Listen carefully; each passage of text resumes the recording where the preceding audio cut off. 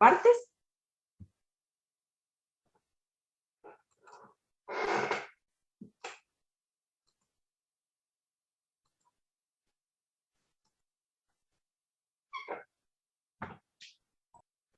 ¿Qué les parece? ¿Qué ganaríamos? No usamos esa estrategia para bajar un grado, usar la forma débil. Sí, pero, digamos, tengo Pero, una derivada primera. En el ejemplo solo teníamos una derivada segunda y la función. Y a la claro, función le aplicamos la integración por partes. Pero ahora tenemos la derivada segunda, una derivada primera, la función y la fuente. Entonces, mi pregunta es, ¿a la derivada primera la integrarían por partes? no tendría sentido, me parece. Ok, ¿por qué no tiene sentido? En realidad le estamos pasando la pelota, ¿sí? De la U, o sea, de la componente N, se la estamos pasando a la W, que en este caso es la misma, entonces no ganamos nada. Entonces, moraleja, en el caso de que tengamos ecuaciones diferenciales de este tipo, digamos, la derivada segunda, más la derivada primera, más una función, más la fuente, solo vamos a estar integrando por partes, ¿sí?, el término de la derivada segunda, que es el que efectivamente nos permite bajar el grado de exigencia que le vamos a poner a estas funciones n sub m de la interpolación paramétrica para que nos sean útiles, ¿ok? ¿Por qué lo traigo a colación a esto? Porque ha pasado en otras veces que después pretenden aplicar la integración por partes al término que tiene la derivada primera, y eso no tiene ningún gollete. Es más, si en algún ejemplo uno tuviera que la ecuación diferencial, ¿sí?, es la derivada primera más gamma por la función más q de x igual a 0, ¿tiene sentido encontrar una forma débil? No. ¿Sí? Porque no ganaríamos nada. ¿Se ve eso?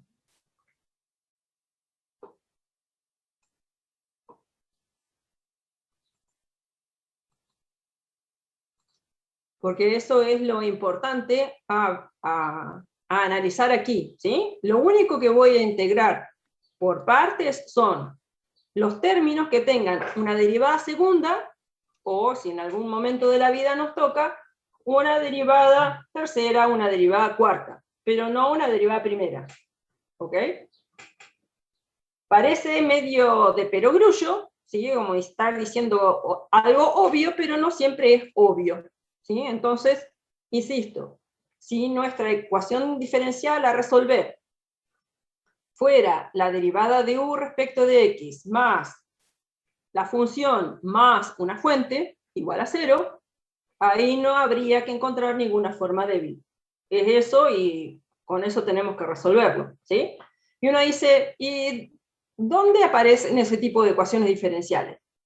Y bueno, por ejemplo, cuando vieron en física 1 cómo reacciona un resorte, ¿sí? La fuerza aplicada a un resorte es igual a la constante del resorte por el desplazamiento que sufrió el resorte. ¿Estamos de acuerdo con eso? ¿Eso lo vieron? Supongo que sí, porque es hiperclásico de física 1. Sí, profe. Sí, sí, profe. Bien, en este caso, el tema es que, bueno, les paso a comentar algún chisme de la realidad, ¿sí? En ese caso uno dice, bueno, la relación entre la fuerza y el desplazamiento del resorte es una relación lineal que viene establecido por ese coeficiente K, ¿sí?, que es la constante del resorte. La verdad de la milanesa, lamentablemente, es que K no es una constante, salvo en un pequeñito rango, ¿sí? Entonces, un pequeñito rango de qué? De la relación que existe, la relación funcional que existe entre el desplazamiento de ese resorte, que es la longitud del resorte, por así decirlo, porque en general establecen que un extremo de ese resorte está fijo a algo que lo tiene y que no se mueve, ¿sí? Y lo que hacemos es mover el otro extremo del resorte, ¿sí? Entonces, si uno dibujara en una gráfica para los distintos desplazamientos que yo le puedo dar a ese resorte, sea estirándolo o sea apretándolo, ¿sí? O sea, alargándolo o acortándolo, y uno dibujara fuerza en función de ese desplazamiento, la relación de un resorte real, ¿sí? Hecho de algún material específico, digamos acero o otro tipo de aleación, de aluminio, de lo que fuere, ¿sí? La relación que existe entre la fuerza y el desplazamiento es no lineal. ¿Ok? Entonces ahí aparece con que ese coeficiente, entre comillas, en realidad es una función del desplazamiento. ¿Ok? Entonces ahí aparecería en la representación una ecuación diferencial para tratar de capturar todas esas posibilidades que tiene ese resorte real. ¿Ok? ¿Qué pasa con los resortes que se usan en una industria, en el auto, por ejemplo? Al lado del amortiguador del auto hay un resorte, ¿ok? Y esto nos incumbe a todos, independientemente de que estudiemos o no ingeniería mecánica. Todo aquel que tiene un auto tiene un resorte y un amortiguador en cada rueda. Entonces, esos resortes, cuando se diseña el vehículo, ¿sí? O sea, un camión, una camioneta, un auto, lo que fuere, ese resorte se mide en fábrica y se establece cuál es el rango máximo, ¿sí? Donde ese resorte va a trabajar de modo, entre comillas, lineal. O sea, un pedacito de esa curva, fuerza, desplazamiento, va a tener una aproximación razonablemente, digamos, lineal. ¿Ok? Entonces, ese coeficiente es el que se toma para diseñar el vehículo. ¿Ah? Entonces, ahí tendríamos que, por ahí, resolver algún problema donde hay una ecuación diferencial de primer orden. ¿Sí? En muchos otros casos de aplicación, las ecuaciones diferenciales que rigen los distintos problemas físicos, ¿sí? De todas las ramas de la ingeniería son de derivada segunda en adelante, los que tienen en problemas que van a haber durante la parte superior del ciclo superior, perdón, de sus carreras, tienen en algunos casos hasta derivadas cuartas. ¿Ok? No es para asustar a nadie, simplemente estoy avisando. Entonces, en el caso de las derivadas cuartas, por ejemplo, lo que se suele hacer cuando aplica esta metodología a eso, no es que nosotros lo vayamos a ver en la materia, simplemente les comento, ahí uno integra 2 veces por partes para bajar, ¿sí? A algo que tendría que ser 4 veces diferenciable a algo que sea, como voy a integrar 2 veces por partes, le voy a bajar 2 órdenes, entonces tiene que tener derivadas segundas. ¿Sí? Y eso es como muy interesante. Entonces, resolver la forma débil es equivalente a resolver la forma fuerte, pero nos permite utilizar un conjunto de funciones para aproximar las n sub m, ¿sí? Que sean lo más simples posibles. Y uno dice, bueno, pero si las funciones más complicadas de n sub m por ahí me dan mayores posibilidades de aproximar mejor a una función, u, ¿sí? Que es mi incógnita, más compleja de comportamiento. Lo que se ha visto en el desarrollo de los métodos numéricos es que es mejor usar más funciones simples que pocas complicadas. Parece raro, pero es así. Si yo uso, digamos, 5 funciones sencillas, n sub m, obtengo mejores resultados que si usara 2 más complicadas. Y uno dice, bueno, pero ¿por qué dice eso? El error es... Ahí ya empezamos a algo que hay que hacer en general cuando uno utiliza métodos numéricos, es comparar los resultados que uno obtiene con algún dato que nos permita saber si el modelo que estamos utilizando es razonable o no para el problema. Y eso implica ir y medir. En algún caso, por ejemplo, alguien hace un prototipo de un circuito y mide determinadas variables de ese circuito eléctrico, o del circuito de agua, o de gas, o de lo que sea. Por ejemplo, la diferencia de potencial si es eléctrico, o la presión, la diferencia de presión entre dos puntos de ese circuito, si fuera un problema de conducción de algún tipo de fluido.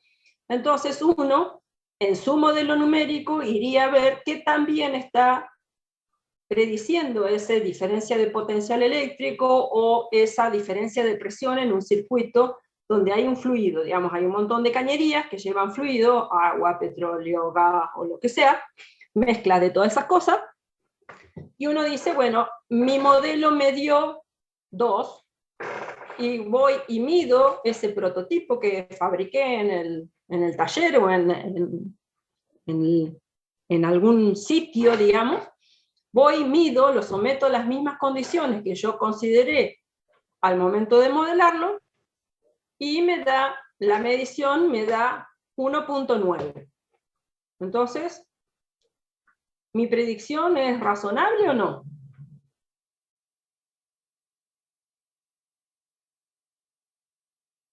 ¿Qué les parece a ustedes?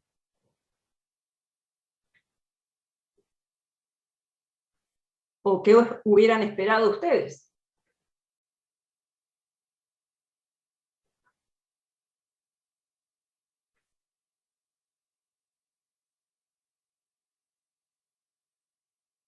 ¿Hay alguien por ahí? Profe, pero eso no dependería del grado de error que nosotros esperamos encontrar entre el modelo y la realidad. Pero a ver, vamos a analizar las dos.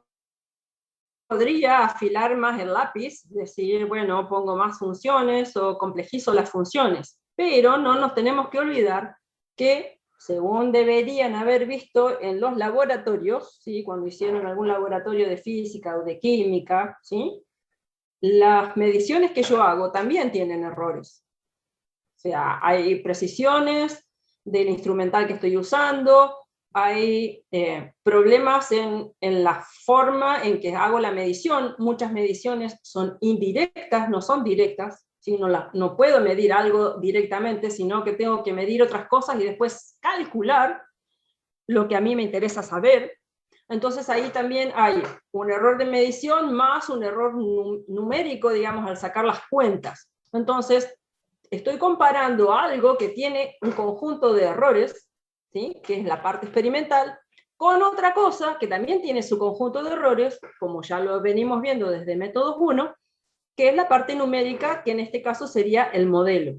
Entonces, decir que si experimentalmente me dio 1.9 y mi predicción me dio 2,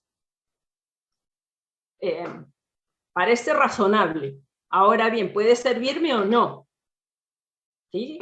Entonces, uno diría, bueno, ¿qué grado de precisión necesito yo en mi solución? Porque supongamos que uno quiere construir un circuito, ya que dijimos circuito, un circuito eléctrico, y tengo que elegir entre el tamaño, o sea, el diámetro de los cables. Y mi predicción de 2 me permite elegir un cable adecuado o no, digamos, sería la pregunta.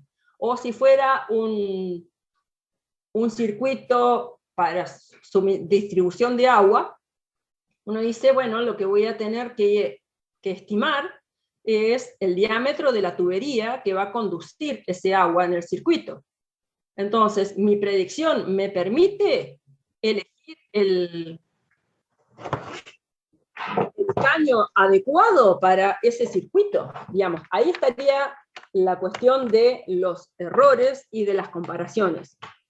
Obviamente, cuando estemos comparando algo numérico con algo experimental, raramente vamos a tener exactamente el mismo valor, ¿sí? Y aparte, el exacto empieza como a tener ya no es las cosas blancas o negras, son grises. La cuestión es que los grises deben ser parecidos, ¿estamos? Y lo suficientemente parecidos para que nos permitan elegir qué tipo de cable o qué tipo de tubería necesitamos para que nuestro circuito funcione correctamente. ¿Sí? Y ahí aparecen otras cuestiones de índole práctica para los ingenieros, es que quienes fabrican los cables o quienes fabrican los caños no tienen infinitos diámetros, ¿sí? Tienen finitos, entonces uno debería poder elegir el que le corresponde y que va a asegurar o garantizar que nuestro circuito cumpla con sus funciones. ¿Sí? ¿Estamos? No olvidarse de que tanto la parte numérica como la parte experimental, ambas, ¿sí?, son independientes, ¿sí?, una de la otra, porque el procedimiento de medición en una no tiene nada que ver con el otro, y que ambas tienen errores involucrados. Entonces, pretender que una simulación nos dé exactamente el valor de una medición, y es como pedirle mucho, digamos. ¿Qué es lo que uno quiere de una simulación? Y que le dé lo suficientemente preciso como para poder tomar una decisión de, en este caso, el diámetro del cable o el diámetro de la tubería, para poder decidir de un catálogo con cuál me quedo, cuál elijo, ¿sí? Ahí está apuntado el resultado válido o no válido de una simulación numérica. ¿Estamos? ¿Se entiende lo que digo?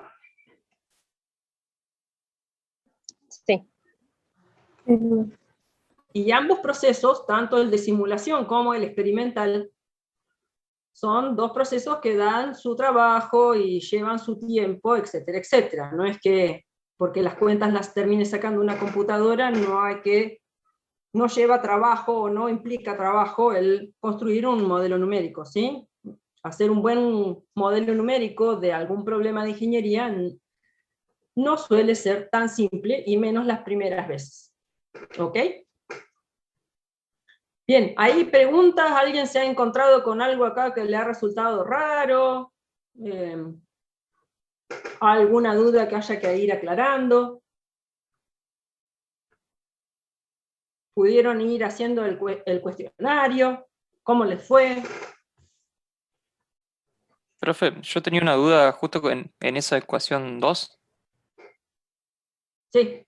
En el cuestionario decía eso mismo, pero decía igual a 0. Y creo que no, porque si fuera igual a 0 no habría Bueno, a ver, error, digo.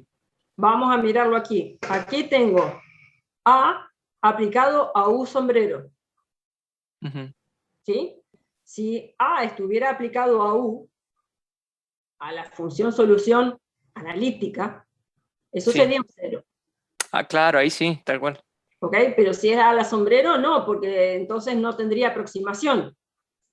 ¿Sí? En tanto Claro, en claro. como en B. ¿Se entiende eso? ¿Sí? Sí, sí, sí. Sí, pues por eso era la duda, porque, a ver, ahí lo busco, le voy a sacar una foto.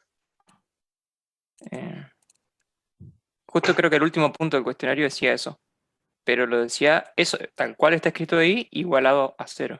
Y me parecía que no era. O sea, que la U sí, si es la U, sí, pero si es la U sombrero, no.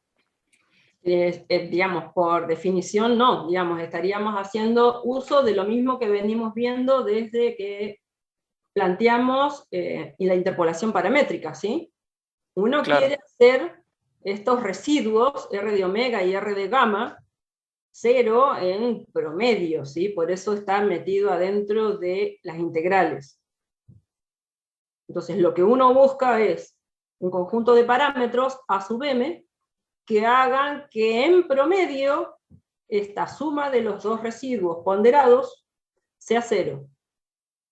Y eso lo podemos correlacionar directamente con, en el caso de, como en este caso solo sobrevive, por así decirlo, la función de peso de tipo Galerkin, es pensar, como hacían en métodos 1, que esto es coincidente con mínimos cuadrados, y que este conjunto de parámetros A sub m va a ser lo mejor que pueda, ¿sí?, para ajustarse a esa función solución U que no conozco, y que estoy tratando de obtener una aproximación U-sombrero. ¿Está? Sí, sí.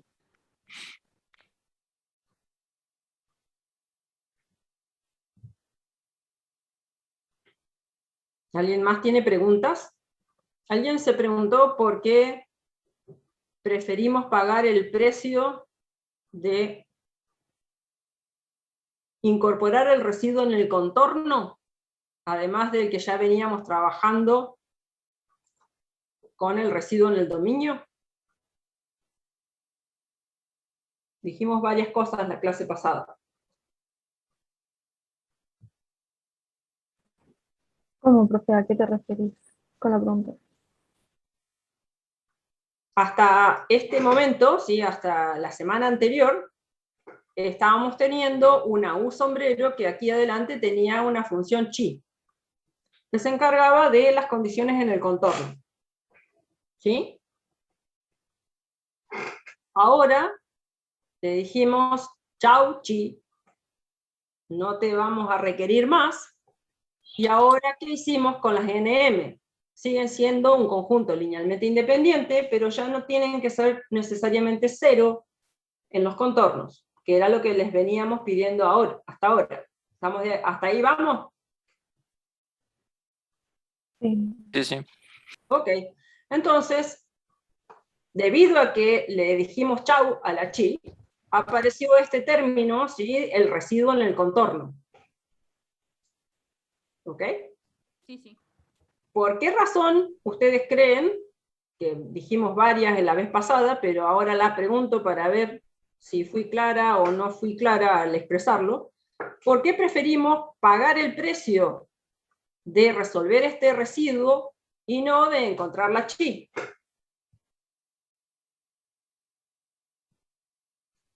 Puede ser que sea porque habíamos dicho de que en caso de que las condiciones de contorno las quisiéramos cambiar, tendríamos que volver a plantear todo desde el principio. Bien, esa es una de las razones. Porque si la ecuación diferencial y el dominio no cambian, pero nosotros decimos, bueno, ahora donde antes U barra le puse que valía 10, ahora va a valer 25, tendría que arrancar de vuelta, a hacer casi todo el cuenterío de vuelta, ¿sí? Y sobre todo tenía que encontrar a la chi de nuevo, ¿sí? Tendría que encontrar una chi de nuevo. Y si en el otro extremo no tengo un valor de la función, sino que conozco o el flujo o el valor de la derivada, se me empiezan a complicar las cosas, ¿sí? Y en este caso estamos en un problema de una dimensión, ¿sí? Por eso de hoy los ejemplos del cable, de la cañería, que uno dice, bueno, a ver, son muy largos, y su sección transversal es pequeña en comparación con su longitud. Entonces, eso lleva a que en ingeniería se reduzca a un problema unidimensional y uno desprecia lo que pasa en las otras dos dimensiones. Todo es 3D, ¿sí? Y tiene como variable de evolución el tiempo. Algo nace, se desarrolla y fin, ¿sí? Y en los problemas de ingeniería también. ¿Sí? Un auto tiene una cierta vida útil y después ya tiene tantos problemas que mejor desármenlo, derritan las partes metálicas con la parte plástica, por favor traten de no contaminar y vuelvan a construir otro auto nuevo. ¿Ok? Lo mismo puede llegar a pasar con una instalación de agua o de lo que fuere, que llega un momento en que las tuberías se gastan. ¿Sí? Entonces, llega un momento que ya no sirven y hay que renovarlas o hay que hacer algo con eso. Entonces, ahí vamos de lo unidimensional a lo bidimensional, cuando ya dos de las dimensiones sean parecidas y la tercera o es muy muy grande o es muy chica, pero lo que nos interesa es saber lo que pasa en esas dos dimensiones, ¿sí? Entonces ahí tendríamos un problema bidimensional y pasaríamos a que nuestro operador A ya sería una ecuación diferencial a derivadas parciales. ¿sí? Como las que vimos la clase anterior respecto del problema de conducción del calor. Cuando estamos en un cable, ¿sí? o en un alambre, uno diría, bueno, puedo considerar si ese alambre está aislado, ¿sí? Tiene un aislante puesto todo alrededor, dependerá de las temperaturas o de si en una de las puntas nos está otro sistema entregándole energía a nuestro alambre, ¿sí? Pero nuestro alambre no pierde energía porque está aislado, ¿ok? No pierde calor. Otro caso bidimensional sería que ahora lo que tengo no es un alambre o un cable, sino que lo que tengo es una chapa. ¿Sí? Tengo una chapa donde su espesor es mucho más pequeño que sus otras dos dimensiones. ¿Ok? Entonces ahora nos va a interesar qué pasa, cómo es la distribución de la temperatura en la chapa, y no nos va a interesar, o vamos a suponer algo respecto de qué es lo que pasa con esa distribución de temperatura en el espesor. ¿Está? Entonces, un poco para jugar de una manera interesante, y que esto lo pueda programar una vez y usar muchas, porque ese sería el chiste, ¿sí? Que yo programe la solución de una ecuación diferencial en un cierto dominio, y que pueda variar sus condiciones de contorno sin tener que estar reprogramando todo el tiempo. O sea, programando en el Scilab o en algún otro lenguaje la solución, que el procedimiento de solución es como el que vimos en el ejemplo. Toda esta metodología nos permite encontrar y armar un sistema algebraico cuya solución nos da, ¿sí?, la aproximación a la solución que estábamos buscando, ¿sí? En este caso con 2 funciones y en este caso con 3 funciones. ¿Está? Eso es el chiste de por qué dijimos que en el origen, lo que vamos a decir que linda la chi, pero después se nos va a complicar cuando pasemos a 2D. En 1D por ahí podemos trabajar un rato y obtener esa chi.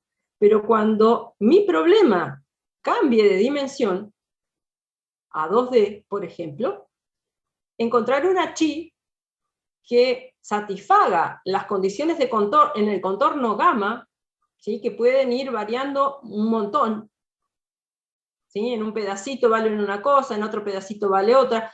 Tengo que saber cuál es la condición en todo mi contorno, pero ese contorno no tiene por qué tener en todo el contorno una sola condición. Puede tener varias. Puede haber varios tramos donde yo conozco distintos valores de la función U, ¿sí? En un lado está en contacto con otra cosa mi sistema, entonces vale 10, U. En otro sector de ese contorno, la U vale 50, y en otro vale menos 3. Y en los tramos intermedios puedo conocer o el flujo o la derivada de la función U. Entonces, eso haría muy complicado encontrar a esta función chi que me aproxime a las condiciones de contorno. ¿Sí? Esa es una razón por la cual sacamos a la chi del juego y preferimos pagar el precio, ¿sí?, de minimizar, o meter aquí, ¿sí?, este residuo que en conjunto lo queremos mínimo, ¿sí?, o sea, encontrar este conjunto de parámetros tal que esta sumatoria sea 0, en promedio. ¿Sí? Porque, ¿dónde está el promedio?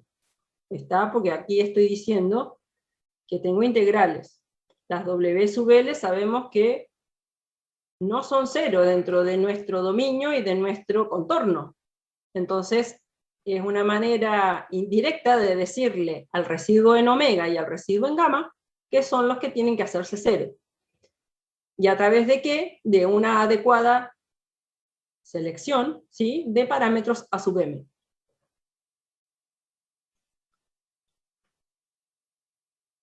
¿Estamos?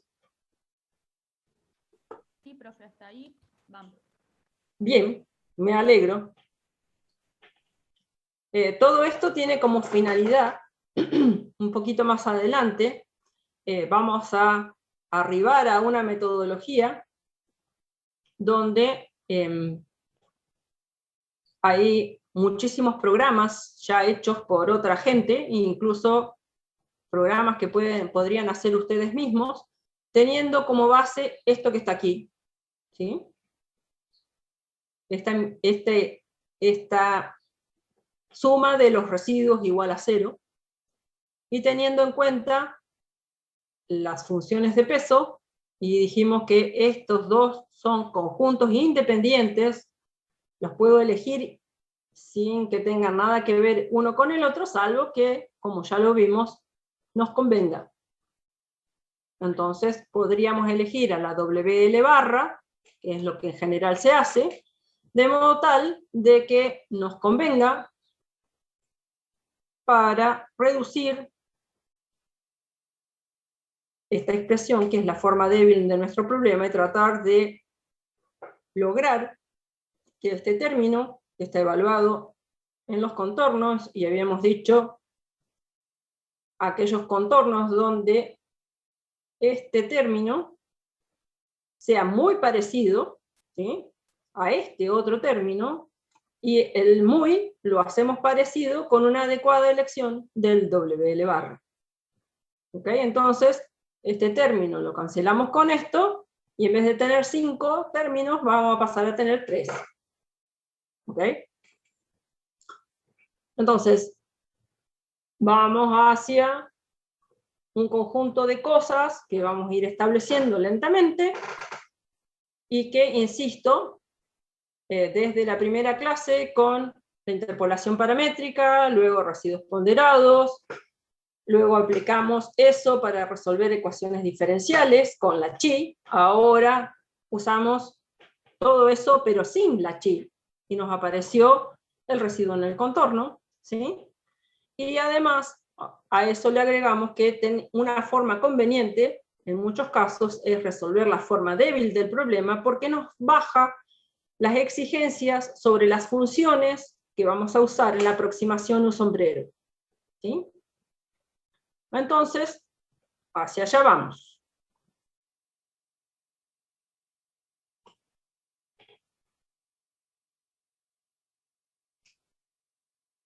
¿Alguna pregunta, alguna cosa que haya quedado a medio camino, algo que no se haya entendido? Porque después vamos a ponerle otra capa más a la cebolla.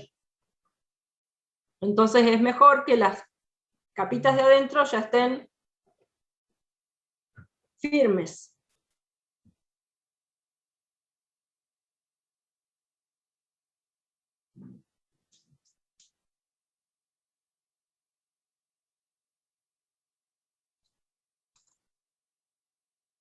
¿Alguna pregunta? ¿Algo que haya que aclarar?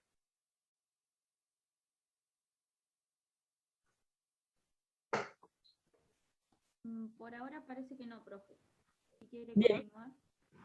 Vuelvo a insistir, no se dejen estar con el tema de los cuestionarios y de ir bajando el material para no tener problemas, ¿sí? Porque, insisto, vamos a seguirle sumando capas a la cebolla.